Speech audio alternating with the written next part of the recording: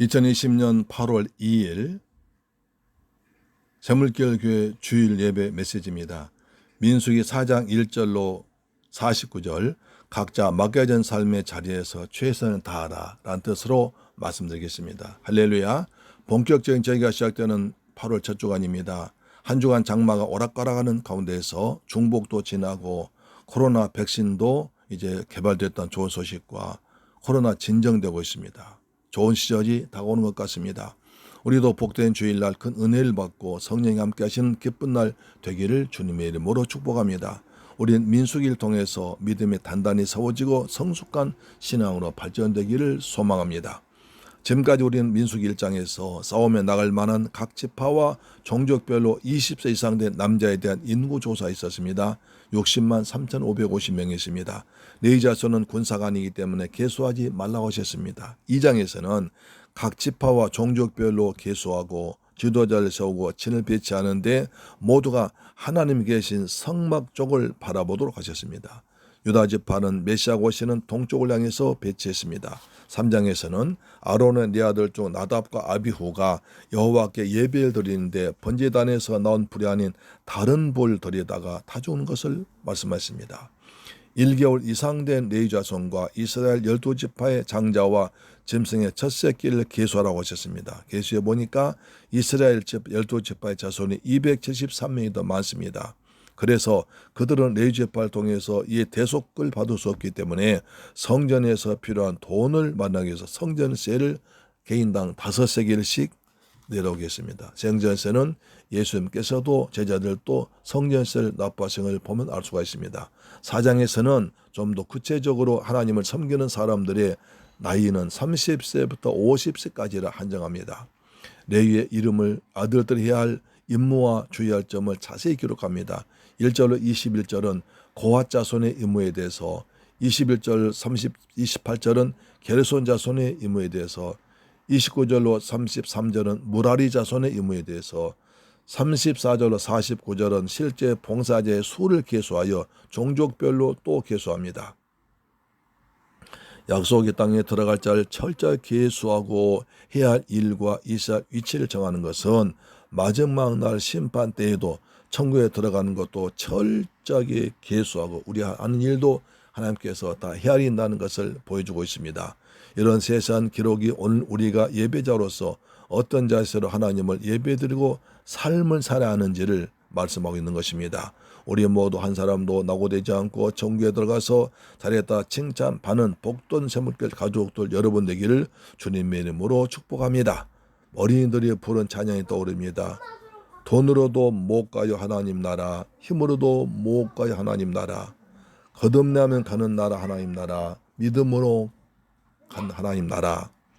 단순한 가사지만 계속 노래를 부름으로 머리에 새겨지고 입에 담고 가슴에 쌓여서 믿음으로 건반다는 것을 알게 됩니다.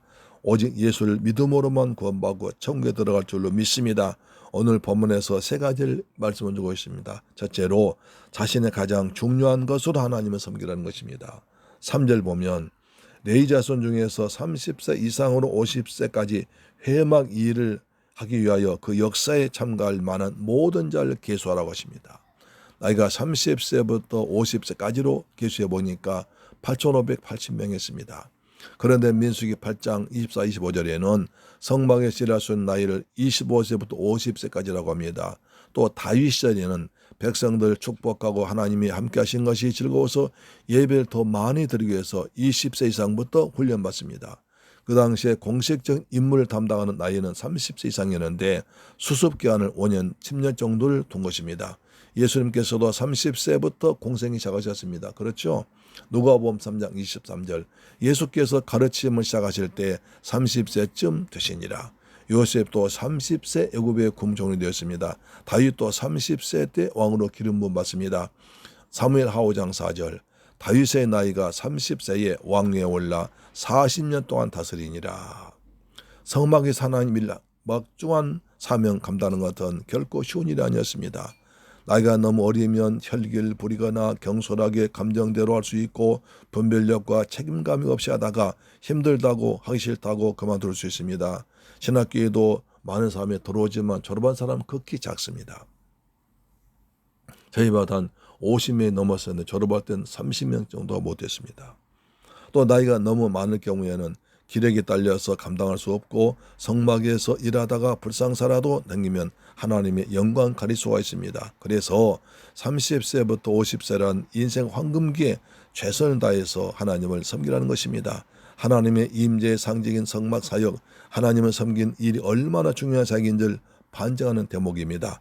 신학교대 교수님 말씀에 생각납니다. 목사는 참아야 한다, 기다려야 한다 하셨습니다. 고린도전서 13장에서도 사랑의 첫 번째는 사랑은 오래 참고 사랑은 성내지 아니하며 모든 것을 참으며 모든 것을 믿으며 모든 것을 바라며 모든 것을 견디느니라. 인생의 황금기 젊음을 다 태워서 하나님을 섬기라는 것입니다. 찬송가에 주님께 귀한 것들이여 젊을 때 힘다하라.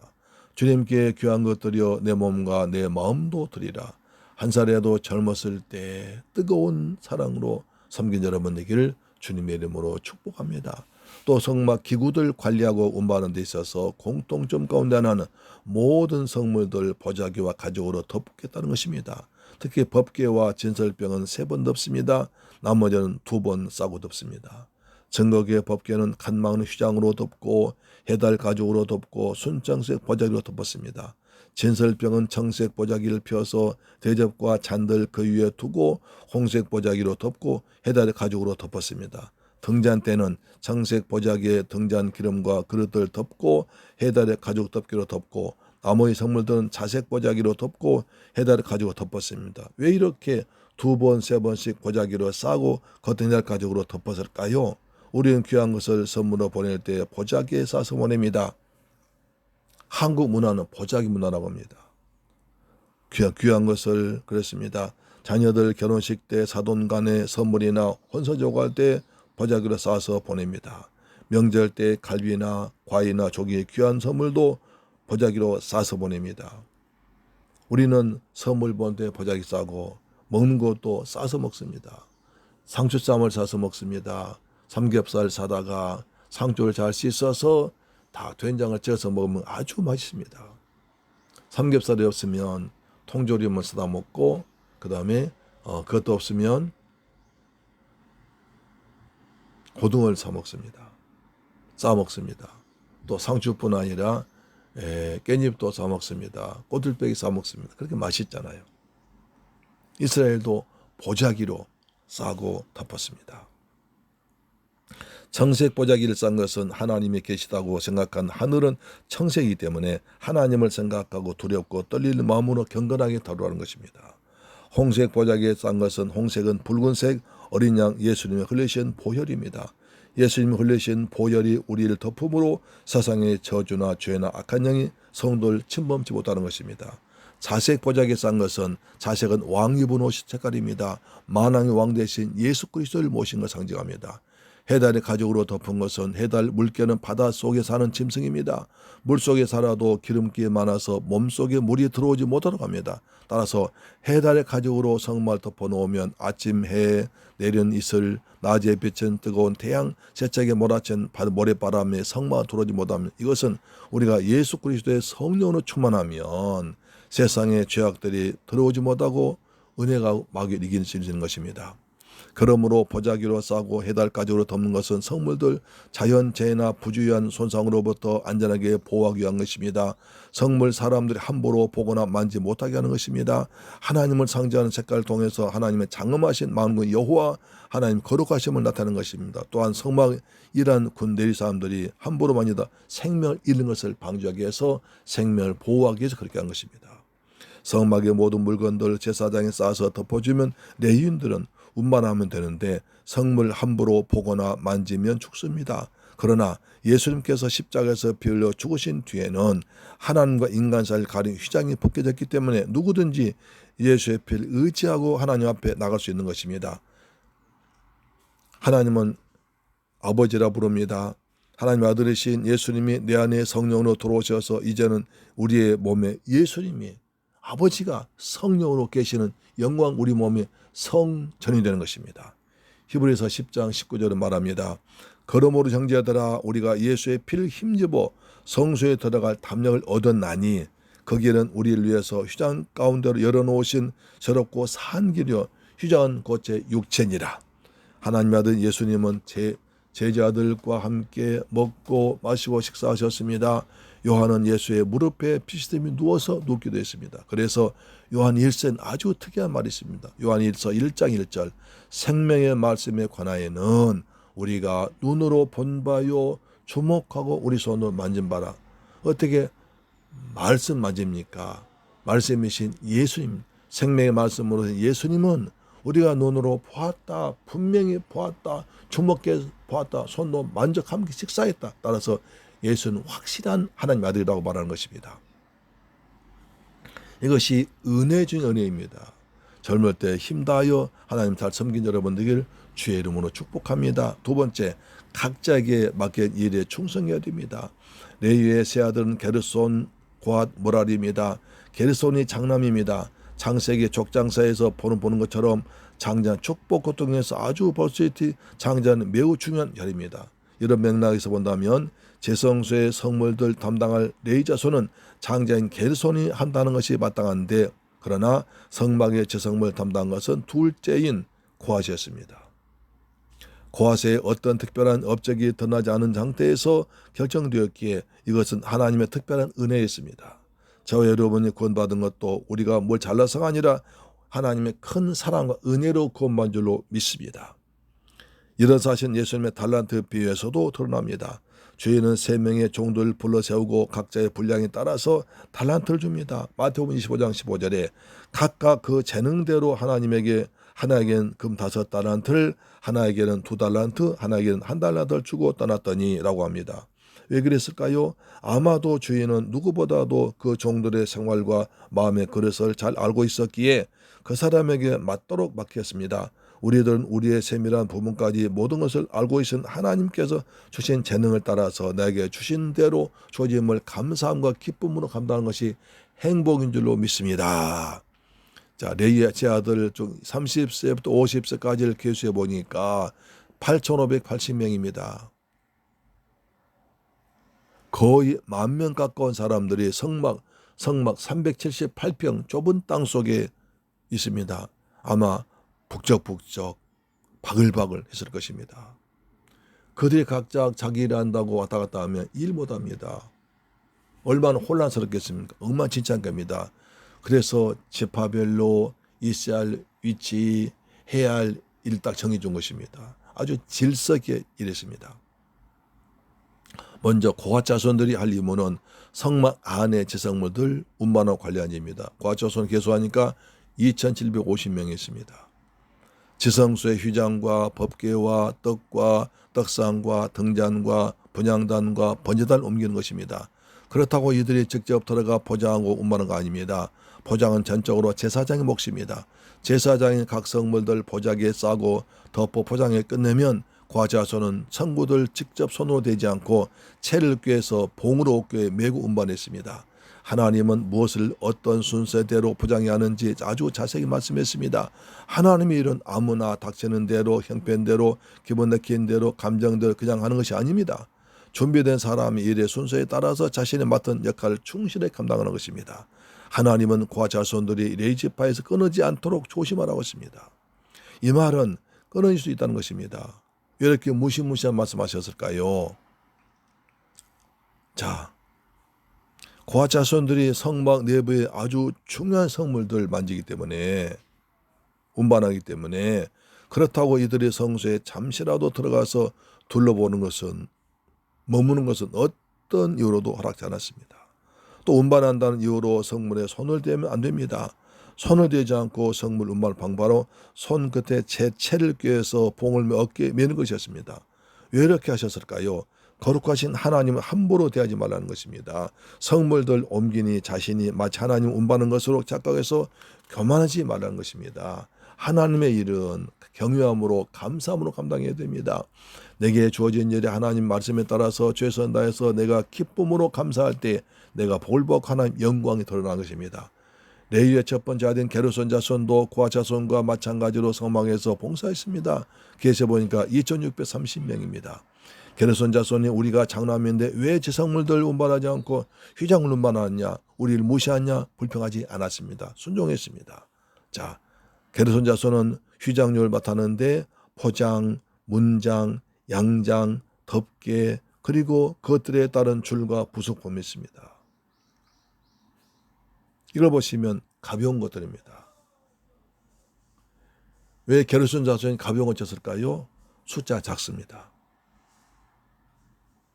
다른 자손에 비해서 숫자가 제일 작습니다. 그렇기 때문에 제일 가벼운 것을 지게 한 것입니다.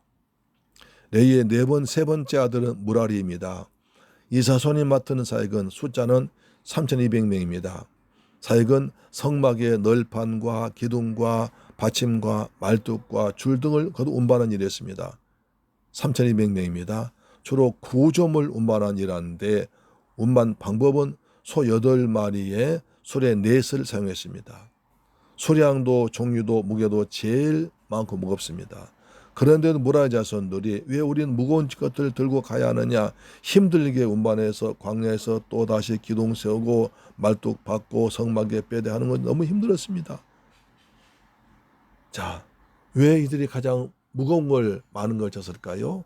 숫자가 가장 많기 때문에. 3,200명입니다. 그렇지요. 그래도 그들은 불평하지 않았습니다. 제가 그 어려움을 잘 이해합니다. 젊었을 때 가족들이 여름에 해수욕장 가면 제일 어려운 것이 뜨거운 해변에 텐트 치는 일이었습니다. 돈이 없으니까 호텔이나 민박 가지 않고 텐트 치는 곳에 가서 텐트를 치는데 제가 그걸 잘 치질 못해요. 날은 덥지요. 배는 고프죠. 텐트는 쳐지지 않으니까 고생을 합니다. 현재는 해유냐 배고프다고 집사람도 텐트에 빨리 치라고 해도 독자는 잘 안 돼요. 그래서 낑낑거리고 있으면 지나간 하나님 천사를 보내주더라고요. 그분들이 와서 제가 도와드릴게요. 도움을 받아서 텐트를 쳐놓으면 거기가 천국이더라고요. 그래서 무라리 자손들이 참 오시하는구나 아주 기쁘게 됩니다. 그렇죠. 하나님께 이때를 위해서 저에게 그런 고생을 하게 하셨나 생각해 봅니다. 그런데 본문의 무라리 너희들은 운반해야 할 품목들 지정하라고 합니다. 민수기 4장 32절. 뜰 사면 기둥들과 그 받침들과 그 말뚝들과 그 줄들과 그 모든 기구들과 모두 그릇에 쓰이는 하라. 너희는 그들 맡아 모든 기구의 명목을 지정하라 했습니다. 텐트를 치는 데 있어서 아주 품목 기구들을 잘 관리하는 것입니다. 왜냐하면 보세요. 광야의 사막에 텐트 치는데 말뚝이가 없으면 성막을 세울 수가 없습니다. 텐트 지주죠. 세울 수가 없습니다. 어디 가서 사올 수 없습니다. 다시 만들 수 없습니다. 빌려올 수 없습니다. 그렇기 때문에 하나하나 소중한 거예요. 품목 하나하나를 정확하게 계산하고 관리하고 사람은 지명해서 잘 관리하도록 만들었습니다. 기쁨으로 감사함으로 잘 감당하시기 바랍니다. 그래서는 장자인데도 중요한 일 맡기지 않다고 불평하지 않았습니다. 과자손은 성막 만지다 죽을 줄 알고도 또 무거운 짐을 어깨에 매도 불평하지 않았습니다. 무라리는 무거운 짐을 운반했지만 불평 않았습니다. 늘 감사함으로 기쁨으로 감당했습니다. 순종했습니다. 세 번째로 지성물들은 어깨에 매야 됩니다. 게르손 자손이나 무라리 자손이 옮기는 휘장이나 그 기둥들은 수레로 운반이 됐습니다. 그러나 본문에 보니까 고아 자손들은 지성물들 반드시 어깨에 메고 가라고 했습니다. 성막의 지성물들 어깨에 메어 운반하게 한 것은 쉽고 편리하게 운반하기 위함입니다. 거룩하신 하나님의 임재 상징인 성막 지성물들이 하나님의 형상으로 창조된 사람 위에서 영광 가운데 찬송받으며 이송되길 원하셨던 것입니다. 이사야 43장 21절. 이 백성은 내가 나를 위하여 지어나니 나의 찬송하게 하려 함이라. 그럼에도 불구하고 이러한 말씀을 무시하고 법궤를 함부로 자기 생각대로 옮기다가 큰 화를 당한 사람이 있습니다. 사무엘하 6장에 보면 다윗 왕이 바알의 유다에는 아비나답의 집에서 법궤를 예루살렘으로 모셔올 때에 수레를 새로 만들어서 법궤를 싣고 소로 하여금 수레를 끌게 했습니다. 군사 3만 명을 동원하고 이스라엘 온 족속들이 기뻐하며 비파와 수금으로 연주하며 행진했습니다. 아주 웅장했습니다. 낙원의 다장마당에 도착했을 때 소들이 갑자기 막 뛰기 시작합니다. 그러므로 소리의 뒤에서 다 우사가 법궤에 넘어질까 봐 얼른 법궤를 손으로 만졌더니 갑자기 그냥 죽임을 당했습니다. 사무엘하 6장 6절 저희가 나곤의 다장마당에 이르러서는 소들이 뛰므로 우사가 손을 들어 하나님의 궤를 붙들었더니 여호와 하나님이 우사의 잘못함을 인하여 진노하사 저를 그곳에서 치시니 제가 거기 하나님의 궤 곁에서 죽으니라. 우리 생각할 때 이해가 안 됩니다. 우사가 뭘 잘못냐는 것입니다. 온 정성을 다해서 수레를 서로 만들어 잘 모시고 옵니다. 소들이 뛰니까 법궤가 넘어질까 봐 손을 들어 법궤를 붙잡아 넘어지 않게 한 것이 그 자리에서 죽을 정도로 큰 죄냐는 것입니다. 어떻게 생각하십니까? 이런 오해가 생길까 봐 하나님은 설명해 주십니다.